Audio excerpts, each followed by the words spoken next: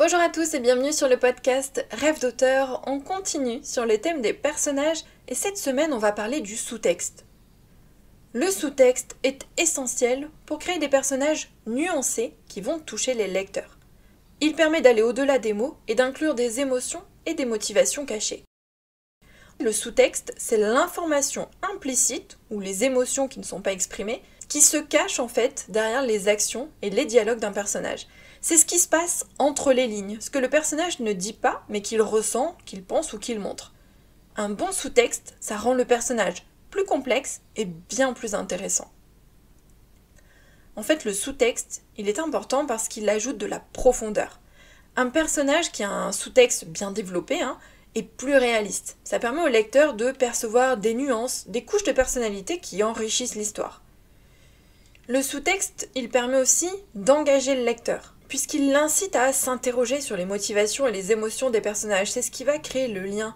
Le lecteur va s'investir dans l'histoire, ça va rendre la lecture plus interactive parce qu'il va se poser des questions, il va essayer de comprendre ce qui se passe. Le sous-texte, il va aussi montrer les conflits internes et les luttes intérieures du personnage, c'est-à-dire ses faiblesses, ce besoin qui n'est pas comblé, ce qu'il ressent vraiment à l'intérieur mais qu'il ne dit pas forcément et que parfois il se contente de montrer, c'est-à-dire qu'il faut réussir à distinguer ce sous-texte à travers les réactions par exemple du personnage, ses expressions faciales, ses actions. Donc c'est toutes ces petites informations en fait qui sont cachées, qui ne sont pas dites expressément, qui sont intéressantes, qui vont captiver le lecteur, qui vont enrichir l'histoire et qui vont donner plus d'authenticité et de profondeur au personnage. Exemple de sous-texte, on a Rogue dans Harry Potter qui est perçu comme froid et très hostile envers Harry, mais en fait son sous-texte, il cache un amour profond et non partagé pour Lily, la mère de Harry. Ses actions en fait elles sont ambiguës, on se pose beaucoup de questions sur ce personnage tout au long de l'histoire, et en fait son comportement il cache beaucoup de culpabilité et un besoin de rédemption parce qu'il veut honorer la mémoire de Lily. On a aussi Rick dans The Walking Dead, c'est le leader du groupe de survivants. Mais en fait, c'est beaucoup plus complexe que ça, parce qu'il a une façade du coup de leader, de protecteur, mais il lutte aussi beaucoup intérieurement pour essayer de rester humain dans ce monde du coup qui est déshumanisé. Et il y a aussi une tension entre ce qu'il voudrait être et ce qu'il devient parfois en fonction des scènes, en fonction de ce qui se passe, parce que forcément il essaye de garder une certaine ligne de conduite, sauf que le monde et ce qui se passe autour de lui fait que c'est pas toujours facile. Pour créer du sous-texte, le premier point, c'est évidemment de très bien connaître ses personnages. Il faut avoir fait une bonne préparation. Il faut connaître les failles, le besoin, le passé du personnage, et il faut les mettre en opposition avec le présent, avec ce qui se passe en fait dans l'intrigue de votre roman. Pour ça, on identifie les motivations cachées. Qu'est-ce que le personnage veut vraiment ? Là, on ne parle pas de l'objectif et du désir externe qu'on identifie dès le début. Là, on va parler des motivations qui sont cachées. Aller plus loin, quelles sont ses peurs, ses désirs, ses rêves cachés. C'est-à-dire que là, on n'est pas dans, on va dire, c'est comme si vous aviez une couche principale, c'est l'histoire de base, et en dessous, vous avez des choses qui sont cachées, il y a une couche inférieure, et c'est ça en fait, c'est là qu'on va aller gratter, c'est ici qu'il faut creuser. Si vous créez un personnage profond et complexe, votre personnage aura forcément un sous-texte naturel, c'est-à-dire que ça va venir naturellement au cours de votre préparation, au cours de votre écriture.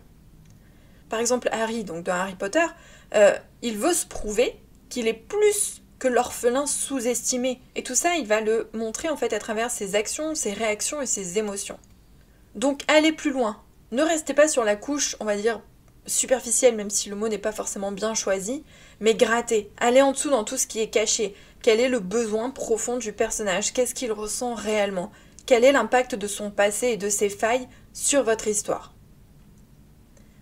Deuxième point, pour le montrer, il faut utiliser le langage corporel et les actions.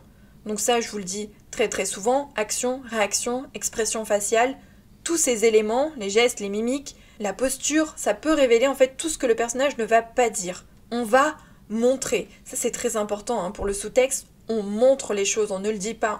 Exemple, un personnage qui va être maladroit devant une femme qui lui plaît. Son comportement va révéler son inconfort, son désir d'être aimé, même s'il ne va pas le dire directement. À travers ses actions, à travers ses réactions, on va montrer qu'il est un petit peu mal à l'aise, qu'il n'est pas dans sa zone de confort et qu'il a vraiment envie de plaire à la femme. Troisième point, c'est de créer des dialogues chargés d'implicite. Ça aussi, on en a beaucoup parlé.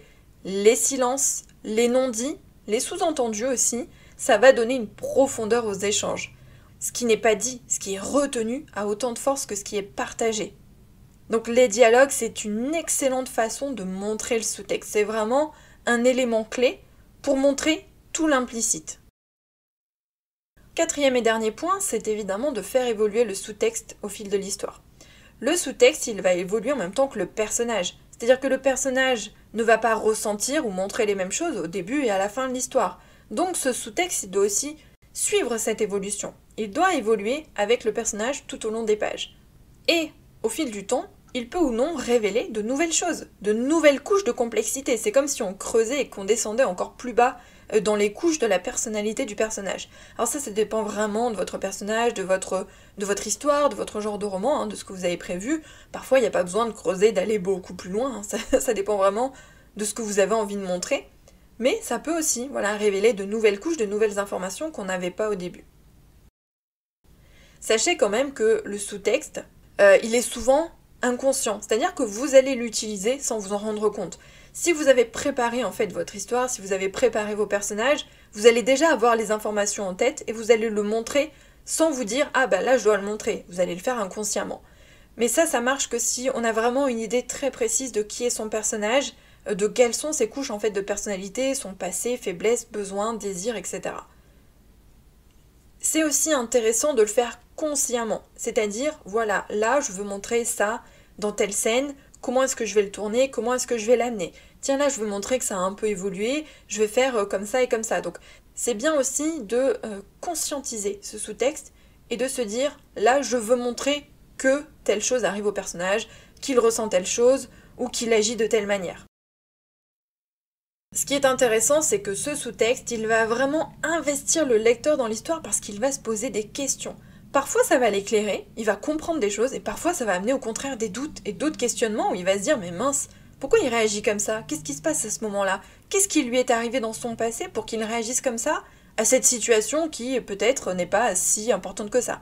Donc, dans tous les cas, en fait, ça va le tenir engagé dans l'histoire, et ça va créer en plus un récit plus profond, plus crédible, plus authentique, puisqu'il y aura plusieurs couches en fait de personnalité, de sens, il y aura quelque chose à creuser.